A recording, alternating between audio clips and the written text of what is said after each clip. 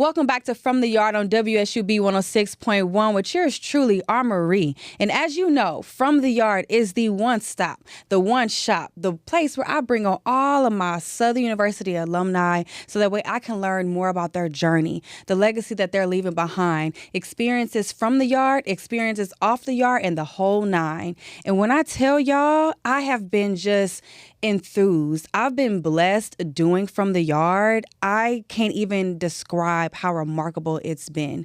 But I can definitely say that today, baby, we turning it up. Okay? We turning it up straight on From the Yard. And when I tell y'all how excited I am for today's interview, y'all just don't understand. I normally don't do this, but I'm doing it today. I am going to read from my phone this bio. Okay, because this man is miraculous. He is amazing at what he does. And look, I'm already getting ahead of myself.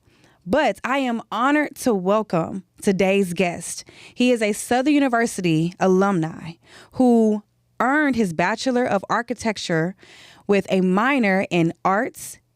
And as a top performer. Because he ain't play no games, okay? Let me say that.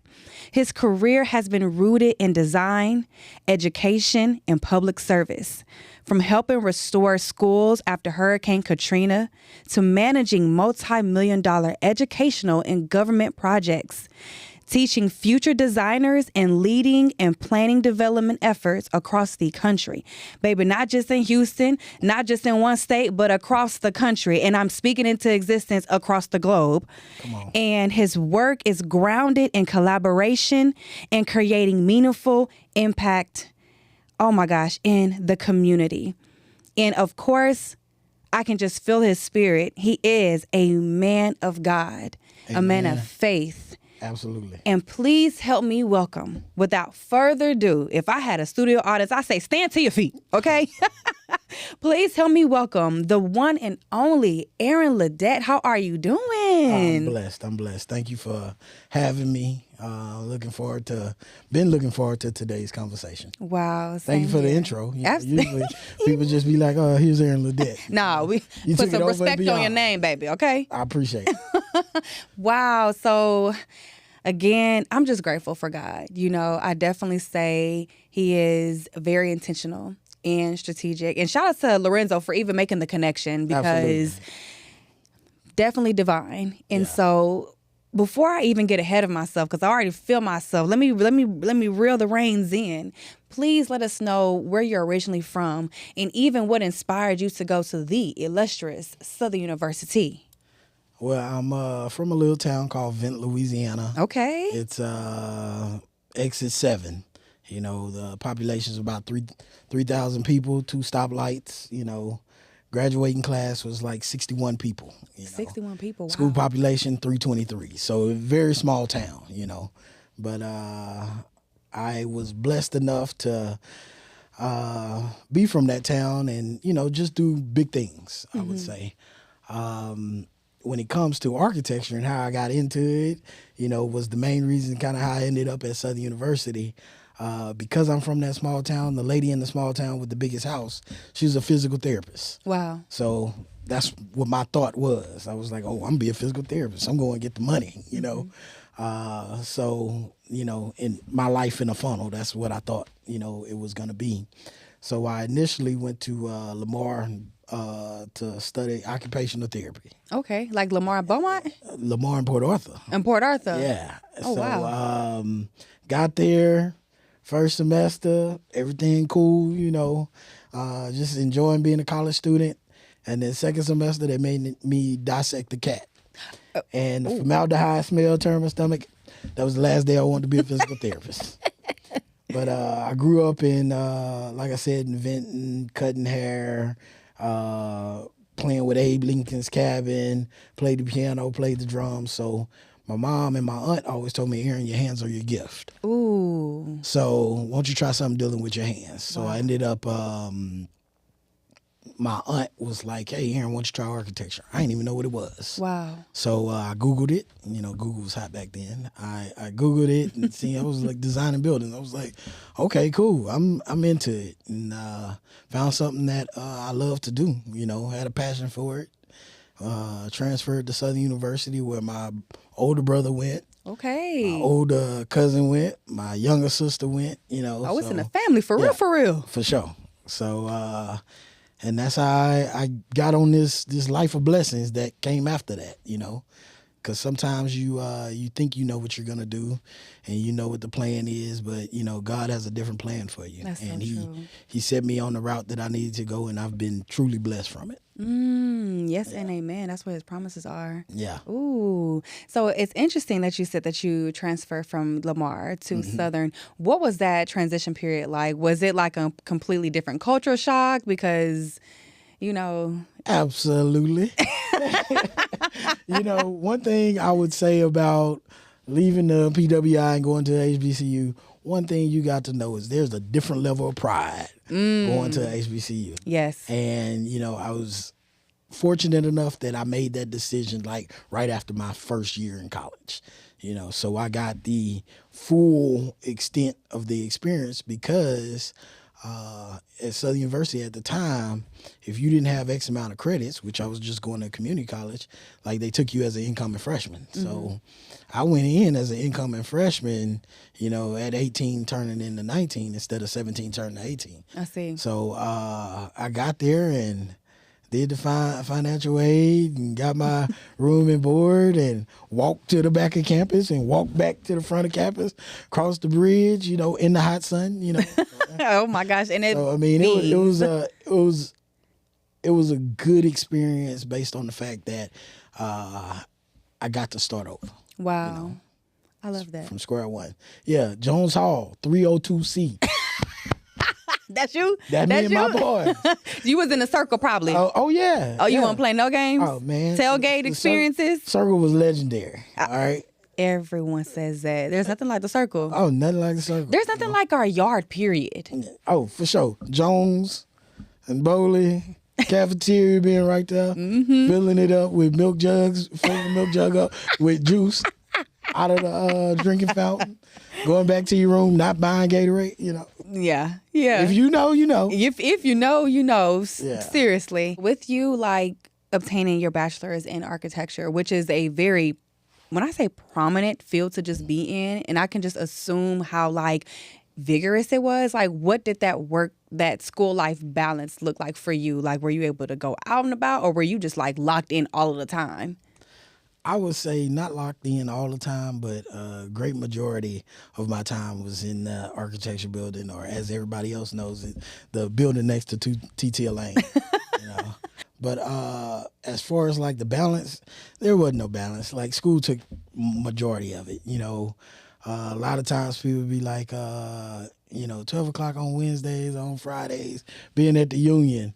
Well, we actually would have class right at that 1 o'clock hour that would last till 5 Whoa. in the afternoon. So it wasn't like no, go have fun and then mentally get ready for class. No, you were kind of mentally getting ready for class already. You Wow. know? So yeah, sometimes you got to kind of enjoy the school life. But like my homeboys, friends from college, they definitely be like, nah, Aaron was in the building. He was in the architecture building all the time. Wow. You know, so. And it's definitely paying off. Oh, absolutely. Man, Definitely. I stay in that building for an extra comma, extra zero anytime. And I know we were like speaking off camera too, like about just the essence of just spending long hours in the building as well. Oh, absolutely. I mean, just to kind of give full context to our, off camera conversation. So when I went into the architecture program, it started off with 64 students in the program. Wow. By the time I graduated, it was 15. Oh, wow. That's the whoa. gauntlet that, in fact, that's why the program doesn't exist anymore, because of the graduation rates. Like, you got 64 people going in, and because of the gauntlet of hours and, the amount of work that you're doing, people don't kind of see it through. Wow. Or whatnot. But I would say, they're nice that, me and my class and colleagues be in there till 3 or 4 o'clock in the morning, easy. There are some days that we got in there at that 1 o'clock hour to start class, And we literally went home to take a shower the next day at maybe 10 in the morning just so we can be back to present Oh my at 1 gosh. o'clock. You know, so it was some hard times where, hey, as a grown man, I cried. Okay. And I would call my mom and be like, look, I don't want to do this no more. I want to quit. Wow. And, you know, she'd get on the phone, and it wasn't just me. I probably had 4 or 5 classmates too. And she'd get on the phone at 3 or 4 o'clock in the morning on speaker, and she would just pray for us all, you know, just giving us the strength, the fortitude to, you know, continue on, you know, because it wasn't no short road by any means. And then because it's a professional degree, it's a 4+1. So the program is a 5-year program. Wow. Yeah. You definitely brought up a very interesting point that I want to sit with. You said that your mom would pray for you all. And there's nothing like having a praying mother. There's nothing like having someone, like especially that family support that understands the grind and the grit that you're actually going through. And that is essentially what helps sustain you. Like, what was that like? You know, God rest her soul. My mom died in 2020 from COVID. I'm sorry to hear that. I would say because of the foundation that I was provided with before I got to Southern, like I always knew where I could look if I felt like it was getting too heavy. Like I knew I wasn't burdening it, you know, by myself. And I would say, you know, kudos to my mom and, you know, even just my immediate family back home in Vinton for, you know, giving me those tools, you know, because getting to Southern, you know, as a young man from the country and you going into the city, like, hey, you need a little favor. You know? And I was able to, you know, bring that with me. Wow. Yeah. That's powerful. Beyond powerful. And rest in peace to your Absolutely. mother. I know she's proud of you. Oh, yeah. Everything. Sandra's son, you know, that's what I claim. I love that. Yeah. Oh, wow. Oh, wow, wow, wow, wow. What did Southern University give you that no other place could? So, and I would absolutely say every graduate from a HBCU, especially every graduate from Southern, will say that there's some things that you're not going to learn in grade school. There's some things that, you know, you're not going to learn just by talking to people. And the level of pride as a black man, as an African American that I possess within me, it allows me to go into this profession with my head held high, chin up, chest out, you know, like Boosie say. Hey, which part? That's my boy. But it's one of those things that, you know, in my profession, it's called the 1-2-3 rule. Okay. All right. 3% of the individuals in my profession are minorities. Okay. 2% are black. 1% are African American or women. So the 2% of individuals in my field that are African American, I represent that. So when I go into that boardroom and I'm sitting with, you know, the majority, and we all know what that looks like, you know, I don't feel like they know no more than me. Wow. Like, if anything, I feel like I'm the most educated and qualified individual in the room. And I would say that pride at every instance in my life, whether it's, you know, talking amongst my friends, talking at the board meetings for school districts, whether it's talking at the annual monthly meeting for my own company or for companies that I work for, like, I never felt less than at any moment. And that's something that Southern gave to me, and I'll forever be grateful for that. Ooh, wow. Yeah. Now you got me pivoting to the transition after college because you just dropped a gem about your own company. Yeah. So if you don't mind giving insight about the company that you do have and that you started and what even ignited you to even start and develop your own company. All right. Well, my company, Black Print Inc., exactly how I spelled Black Print, I-N-K. It started on Southern University's campus. Wow. In 2005, I was in the library walking past a guy, shout out to Demetrius, House Party Productions. Okay. I was, you know, in the library walking past a guy. He was trying to make a party flyer. Now, granted, you know, us putting together our presentation boards for our projects is something that we do. We were using Photoshop. and the party flyer he was putting together was terrible. And I'm like, say, bro, let me help you. So You're a real one. Me actually creating that party flyer, I started my company, Black Print Inc., and Black Print Inc. is a spinoff of, instead of architects making blueprints, I make black prints. Wow. It was a spinoff of that word. It started at Southern University campus with party flyers and business cards and T-shirts, and then I started doing vinyl wraps and large format printing. But I probably done party flyers for the Deltas, the Omegas, the Alphas, and I still have some of them on my Facebook page. I look at it and I'll be like, boy, that was a long time ago. But to see the journey that you've absolutely traveled. And it was one of those things where I just kept adding tools to my bucket. So I went from doing party flyers and business cards to local representatives that was running for local government. I started doing their websites. And I went from websites to, I started working for Hewitt & Washington in New Orleans. Okay. And that was me. I added the websites, the graphic design, so I had that piece. Had the T-shirts, the party flyers, the business cards. And then I was like, okay, well, now I'm going to add the commercial architecture. So I designed schools after Hurricane Katrina, per, the intro. And then after that, I came to Houston and I started doing residential architecture along with the commercial, adding tools to the bucket along the way. During COVID, we had to sit in the house, and in my mind, I was like, the marketing situation is going straight to videography. So I added videography to the tool bucket. And now I own a multifaceted design company called Black Print Inc. that operates out of Houston, Texas, and we do everything from graphic design to websites, residential design, commercial design, and videography. If y'all could see the fingers that he had, and he was just counting them out, like, your arsenal is very heavy. Yeah. Because you were mentioning just adding tools to the toolbox. And God is intentional with instilling someone with gifts. Yeah. And to hear how you are utilizing your gifts and pouring back into individuals, it's just mind-blowing, And to see you, I can tell that you love what you do. I do. I truly do. Yeah, I truly do.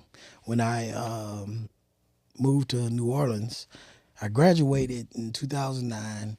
That was in the middle of that recession. Obama was coming into office, and nobody was hiring. I probably sent my resume out to 300 companies. Wow. And I got one call back from a firm in New Orleans, Hewitt & Washington.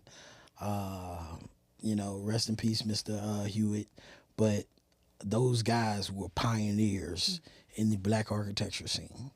So it was a great company for me. Even though it was the only company that called back, it was a great company. I got there, I designed Lincoln Elementary School of the Arts in Marrero. Wow. Booker T. Washington High School, which is across from the Superdome. That renovation. You dropping heavy names. Yeah. And I was really blessed. But during that time, I was also a college professor. So I actually went back and started teaching architecture, sustainable design, capstone, AutoCAD, Revit, to students during that time for about 4 years. So I would go to work in the morning, and I was a college professor at night, Talk about the resilience that you have. Like, you were working in the day and then coming back to that says a lot about your character and how you care about pouring in to students and just aspiring individuals such as yourself.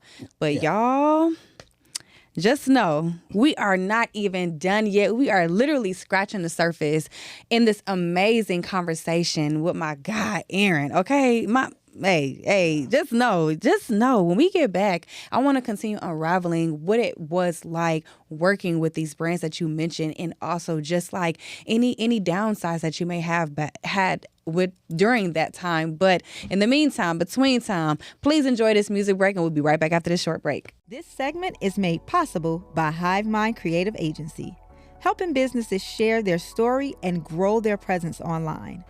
HiveMind offers podcast-style marketing designed to fit each brand's voice. Learn more at HiveMindHTX.com. Welcome back to From the Yard on WSUB 106.1 with yours truly, Armourie. And I got my main man in the building with me, Mr. Aaron. And I have just been inspired this entire time while I've been interviewing you and just learning more about your story, just the grind that you had while being at Southern University and the fact that you were working and also teaching, I was getting ready to say professing, at the same time as an adjunct professor. So I have a very important question that I really want to ask you in regards to being an adjunct professor. What did that reveal about the gap between academic training and real world practice? And how can we better prepare our students?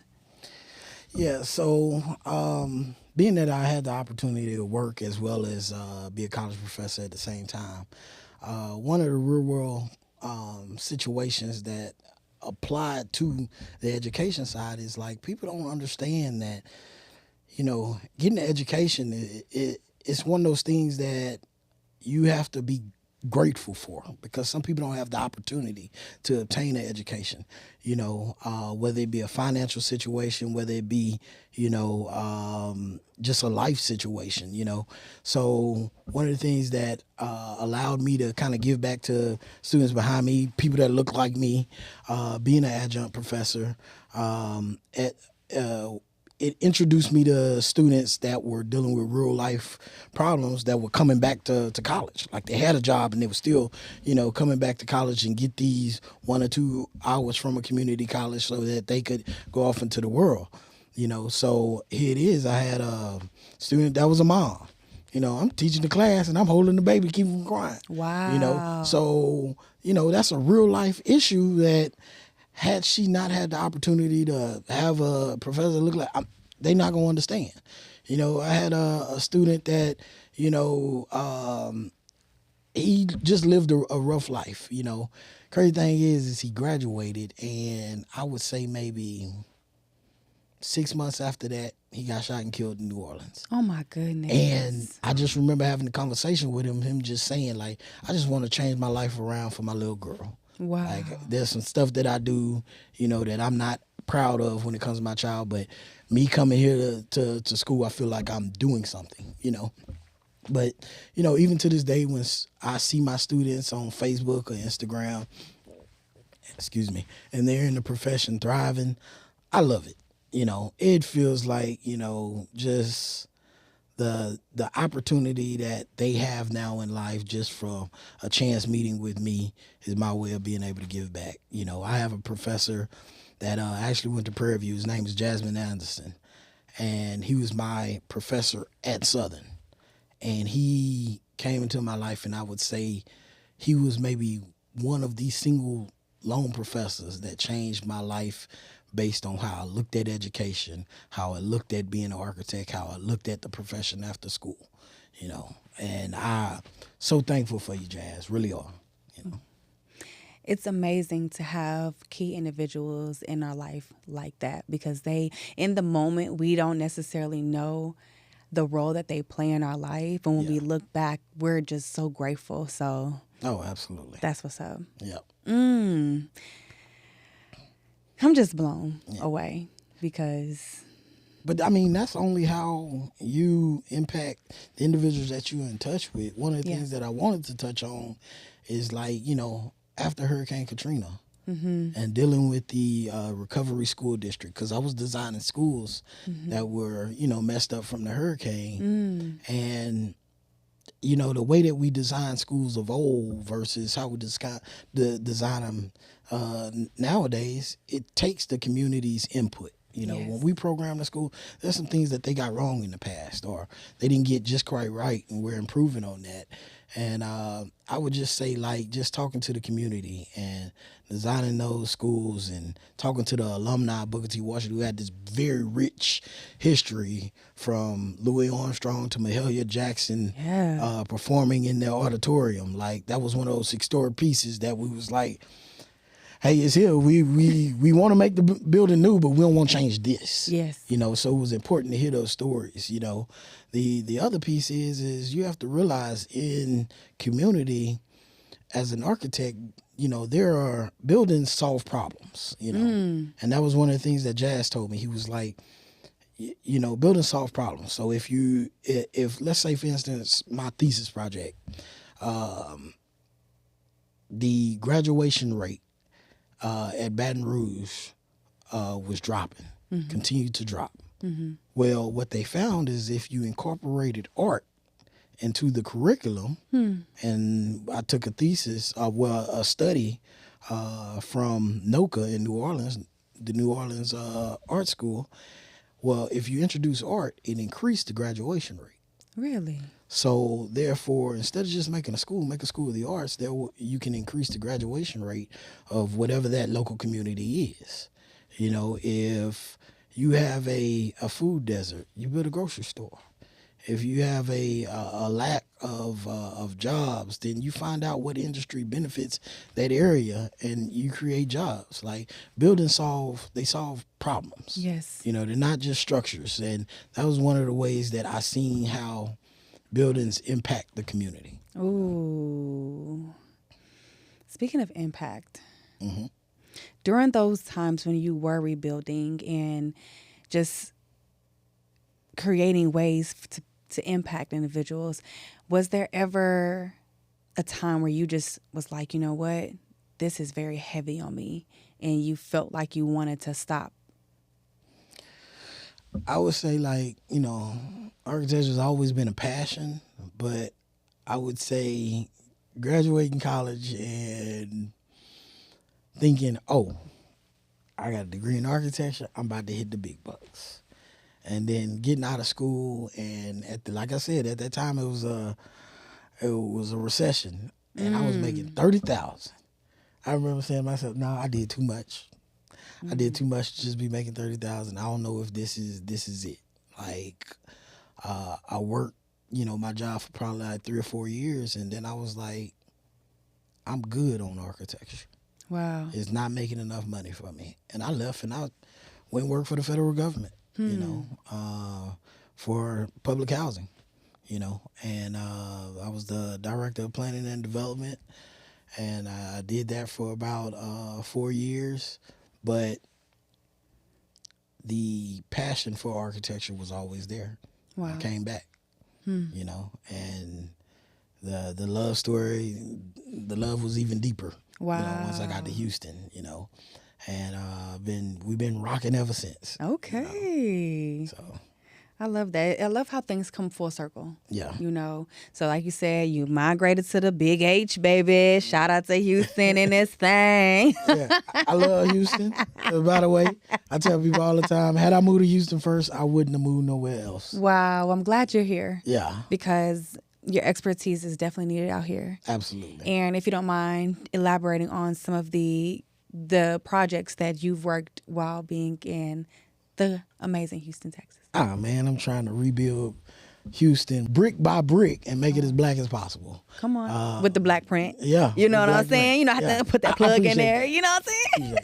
Yeah. So A1 Cigar Bar and Lounge is a project that I designed. It's one of the premier cigar lounges here in Houston. They host Houston Cigar Week just about every year. If y'all get a chance, check it out. Quotes Restaurant and Bar in Willowbrook. Which I love. That is a black print project. Wow. It's one of those staple projects that, when people say, oh, I came to Houston, I'll be like, hey, did you go to Quotes? Food is great. Service is awesome. It's a very interesting take on restaurant and live music. Congo Gym. I mean, they have service people from Russell Westbrook to I don't know, all your local, DeAndre Hopkins, Toby even works out at that gym. So, seeing something that came out of my brain, put on paper, and now it's built, and seeing all these people benefit from it, it's an awesome thing. I have some new projects that are coming up. I did Quote So Good the first time. They coming out with a second location, which is going to be in Humble in Deerbrook Mall. That should be opening this year, probably in the middle of the year. We have Locked In Studios, which is in Missouri City. very nice project. And also nail therapy, HTX, which is near NRG, just completed that project. She's open for business now, so y'all really go and check those out. And on the other side of things, if you are ever on Gessner and the Mia's Table and the Torture Taco, I didn't do it through my company, but I actually put my hands on it, Let me tell y'all something. Every place that he's been naming, I mean, top tier. Yeah, Top tier. Like, when I saw quotes, I said, get out of here, because I was just there. And I always rave about how beautiful it is. Yeah. Aside from how amazing the food is, the atmosphere is just top tier. But I love how it is structured. Yeah. I love even the small nuances, the small quotes that are in the midst. Yeah. I pay attention to those elements, and so even just because I'm always at Torchies, and you know what I'm saying, but don't even get me started. But I am just to see, like you said, something that you had in your mind being put on the black print, okay, and seeing it come to life. Kudos to you. Oh, thank you. And So much. I am just like, I'm filled with so much joy to see that you are exercising the gifts that you love. And even in the midst of your hard times, even in the midst of the moments where you quit and you say, you know what, I took my hands off of it. God said, now let me circle you back around. Yeah. Let me put you where you need to go. Like you said, your gifts are in your hands. Oh, yeah. And I mean, being from Houston, like, I have people that I went to college with, they be like, man, I know you're in Houston. You ever check out this bar on Richmond? And I'll be like, this is the biggest flex ever to be like, yeah, I designed it, like, I mean, and that happened in real life, Wow. So it was one of those things that, I've really been blessed to be able to put my hands on so many things and touch other people, as far as like in their life, just to be a blessing, Wow. Great experiences here in the H, man. Well, I look forward to some more great experiences. For sure.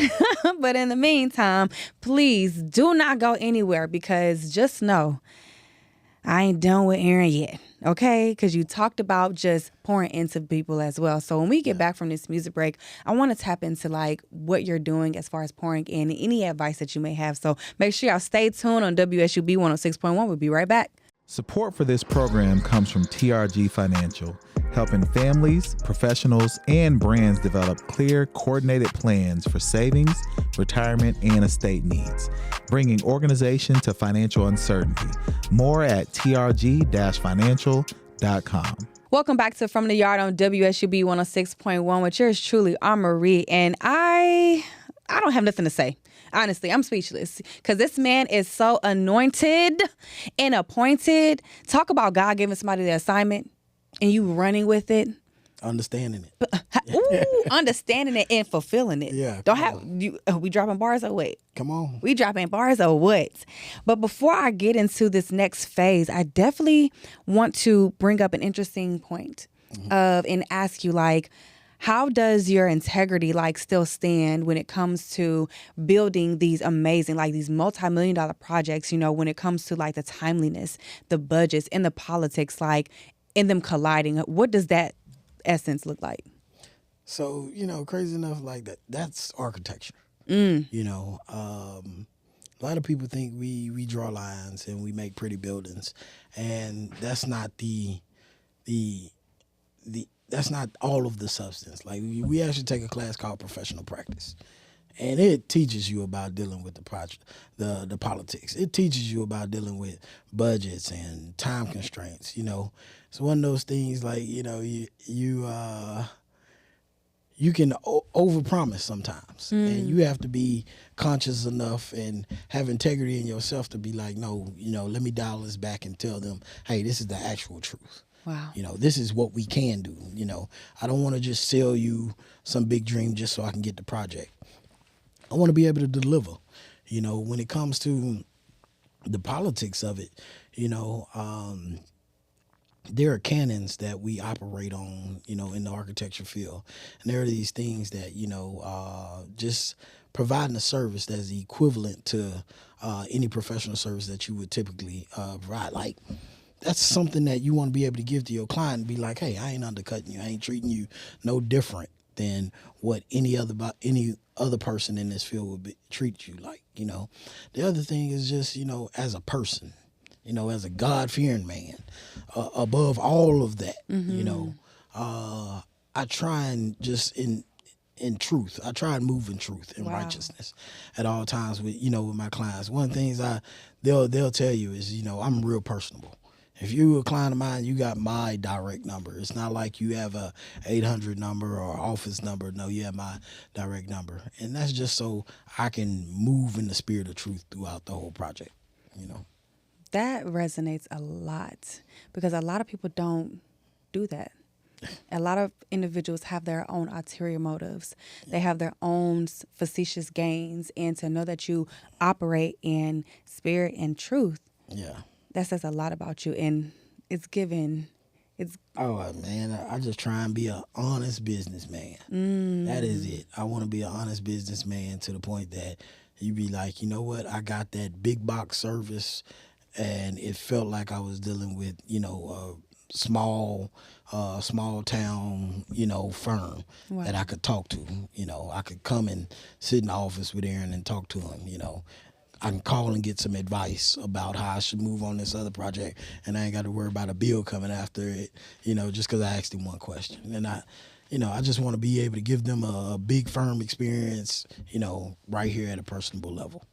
I love that. Yeah. On that note, what responsibility does an architect have when it comes to building for communities? So there's a sensitivity when it comes to talking about, you know, the existing locations. When it comes to talking about, let's just talk about it right now, gentrification. All right? Talk on it. So one of the things as architects, we're extremely sensitive to the environment. Any designer, they're going to tell you, hey, yeah, this is the lane that I want to move in, unless they move outside of their moral compass is skewed. You know, one of the things is we talk about redlining, we talk about gentrification, and as an architect, you don't ever want to put your people or anybody in a position where decisions that you make are going to impact them negatively. And what I mean by that is sometimes, you know, there are some designers that come in, they might build something in a neighborhood that sticks out like a sore thumb. Wow. No, we want to be very sensitive to that, you know.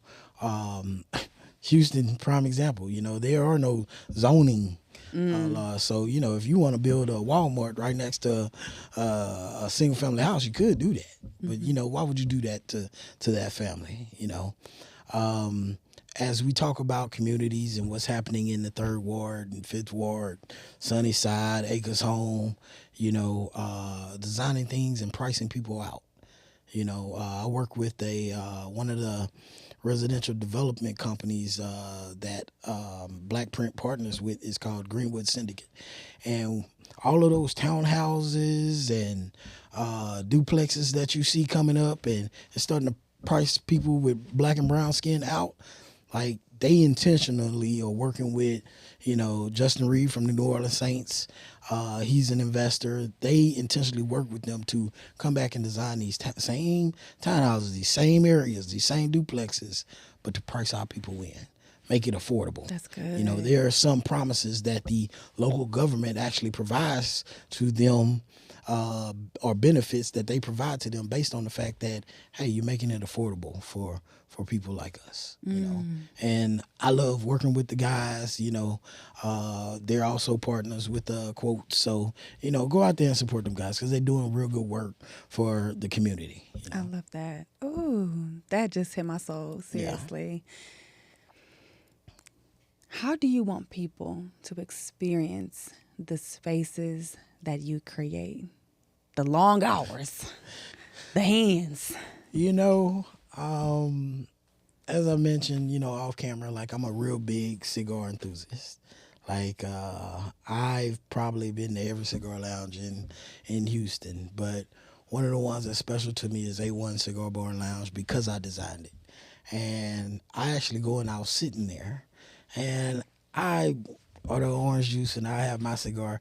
And I typically don't say much of nothing, but just to listen to people be like, "Oh man, it's so nice in here," or hear them say, "Man, the exhaust fans and the smoke system, how they handle it, is working excellent. Like I can go in there and my eyes ain't burning." Like hearing them basically say, "You did this right," without actually those words coming out their mouth. Like when they say, "Man, the bathroom's nice." Like, how many places you go to and they say the bathroom is nice? They be like, "Man, very few." How they did that bar. I love the LED lights, and I love that, the smoke ain't burning my eyes or in my hair. I love this long bench because it allows us to sit freely." But one of the things that happened probably about a year ago that you never really get to ask a person how they experience a space is a guy in a wheelchair. When we do public buildings, we have to make sure that they're handicap accessible. Guy in a wheelchair rolls in and he has a cigar, sits, goes to the bar, he uses the restroom, and before he left, I stopped him and I asked him, I was like, how was your experience? Did you have any trouble with anything? He was like, "Nah, man, this place is great." Wow. Having somebody, with ADA situation, coming to your building and experience it and be able to leave and not feel different or feel like they were handicapped in a certain area or, like that felt good to me. That's one of those, oh yeah, you knocked it out the park. So, Wow. yeah. Wow. What legacy do you want to leave behind? Even though you've been planting seeds, baby. Yeah. So, one of the things I operate on is that, I grew up in a little town called Vin, Louisiana, to a single mom. She raised 3 kids. We all graduated from Southern.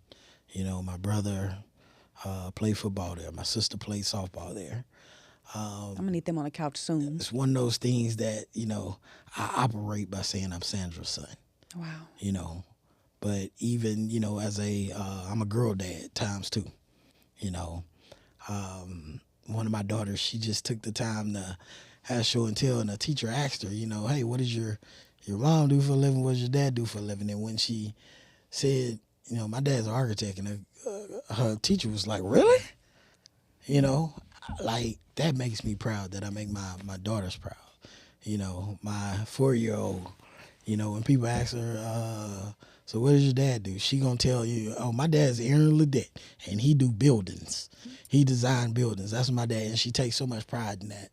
So if there's a legacy, that I want to leave, it would be that, I was a righteous man. I moved with integrity. My moral compass was never stirred. A great father, and I did it the right way, Wow. So. I'm telling y'all, mind blown, mind blown. At the close of every show, I always ask my guests to leave a JAG gem. And a JAG gem is up to you, whether you want to leave some advice for aspiring students to go to Southern, whether that may be an aspiring architect who is looking to get in the field but just don't know how, or just any life advice that you would like to leave. What would your JAG gem be? If I had a JAG gem, what would it be? You are exactly where God wants you to be. There are many courses where you might think you may have made a wrong turn, you may have made a wrong decision, but you're exactly where God wants you to be. It goes back to my favorite scripture, and it says, "My son, if sinners entice you, consent thou not." That's Proverbs 1:10. And that just tells me, hey, even though you are exactly where you're supposed to be, you still got to do your part. Like, don't just be messing up just to mess up. When you're on the yard and you got that, those friends saying, "Hey, you can do this instead of do this," man, get back in the building. One of the things that my colleagues will say about Southern University is, "Hey, Aaron was always in the architecture building." So if it was a gym tailored to that, he'd be like, hey, when they trying to entice you to go out and forget about your studies or, take part in something that don't have much to do with what you should do, the main thing is the main thing. Get back in the building. It's 3 o'clock, 4 o'clock in the morning. If the assignment ain't done, get back in the building. If it's Pretty Wednesday and you got a presentation at 1 o'clock, get back in the building. Wow. So if there's one thing that I would say, it'd be get back in the building. Yeah. That is different. That resonated with me for a second. I said, wait a minute. I said, oh, God doesn't play any games. Yeah.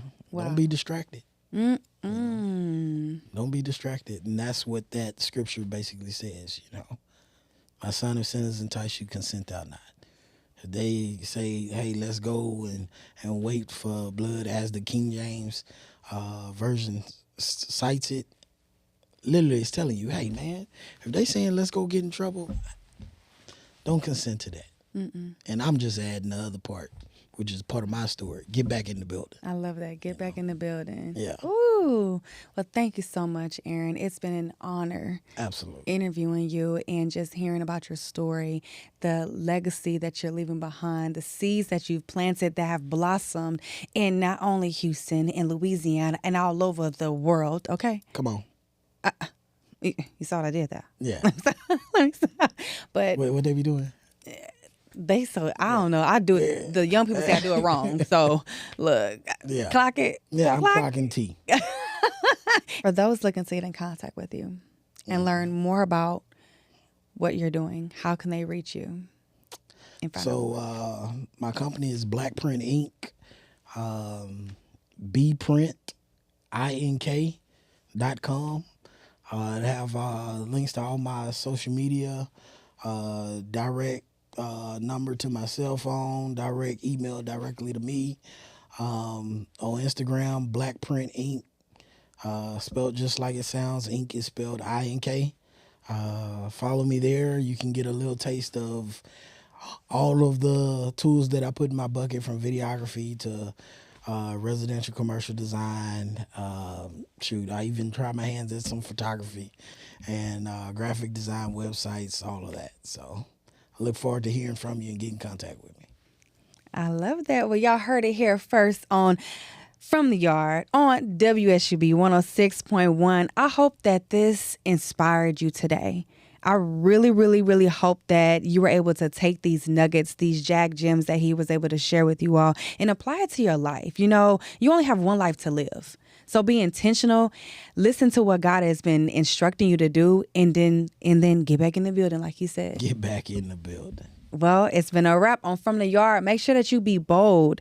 Make sure that you don't fold and come through the fire as gold. It's your girl, Armourie, and I'm out.